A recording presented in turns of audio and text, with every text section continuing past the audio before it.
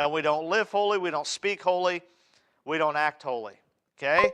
So he's saying, wherefore gird up the loins of your mind, be sober, practice self-control, and hope to the end for the grace that is to be brought into you at the revelation of Jesus Christ. Then notice, as obedient children, not fashioning yourselves according to the former lusts in your ignorance. So, we now are not to do and live and act as we once did. Okay? So in order to do that, we have to be sober. We have to learn to practice self-control. Go to chapter 4, just a couple other quick verses. Chapter 4, verse number 7. But the end of all things is at hand. Be ye therefore sober, and watch unto prayer. Okay? Be ye therefore sober, and watch unto prayer. Chapter 5, verse number 8. Be sober. Be vigilant, because your adversary the devil, as a roaring lion, walketh about, seeking whom he may devour. Okay? So here again, the command to be sober. If we go to the book of Titus, you don't have to turn there, but Titus chapter 2, verse 2 says that the aged men should be sober. And then in verse number 6 it says, and exhort the young men likewise, that they be sober as well. So the old men need to show restraint. The old men need to practice self-control. And the young men need to be taught that as well and shown the example.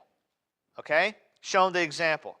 Now, the term sober-minded literally means free from intoxicating influences. Now, don't think, well, that's different from self-control.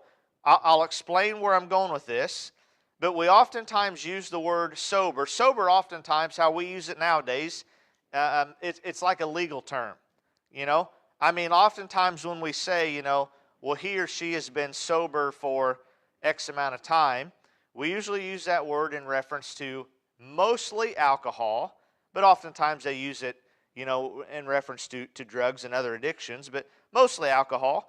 But it's a term we use, and we understand what it means. It means free from intoxicating influences. Now, more broadly, being sober-minded means that we do not allow ourselves to be captivated by any type of influence that would lead us away from sound judgment. The sober-minded individual is not intoxicated, figuratively speaking, and is therefore calm under pressure, self-controlled in all areas, and rational. Okay? Now,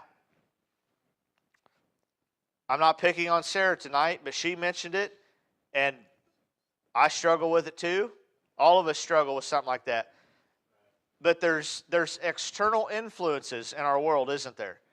And those external influences cause us oftentimes to act in ways we shouldn't, do things we shouldn't, say things we shouldn't.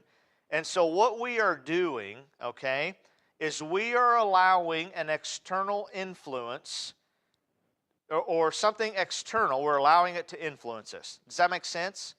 So, sober and self-control go together. Sober means free from intoxicating influences.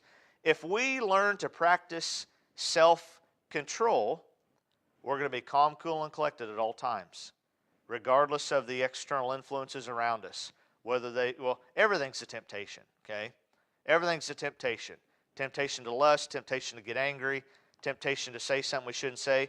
Everything is a temptation for us. But we have all these external influences. And so, to be sober-minded is to not allow anything external to influence us in a way that we shouldn't be influenced. Okay? Just like when somebody drinks alcohol, and it's been proven, as soon as you begin to drink alcohol, that alcohol begins to affect you. Okay? Now, obviously, the more you drink, the more you're affected. But as soon as you start to drink it, you are under the influence of it. Again, the extent of it gets worse the more you drink. Drugs, same way, all right? And so, sober-minded. or self-control. Now, this is a thought I had that I wrote down that we need to think about, need to understand, and I think it'll help us with this tonight. The world tempts us, our flesh deceives us, and the Spirit prompts us. So here's what I mean by that. The world is all around us. The world in its ways and its thinking, and the world that is anti-God, anti-Bible. It's against everything that God is for. The world tempts us every day. Every day we're tempted, okay? Whether it's lust, we see something with our eyes, okay? It's getting to be bear season, amen? Where they barely wear anything, okay? So it's open bear season now, and we're constantly confronted with, naked women walking around. We're constantly confronted with things before our eyes, whether we want to see them or not, that tempt us to lust. We're confronted with things that cause us to get angry or lose our temper.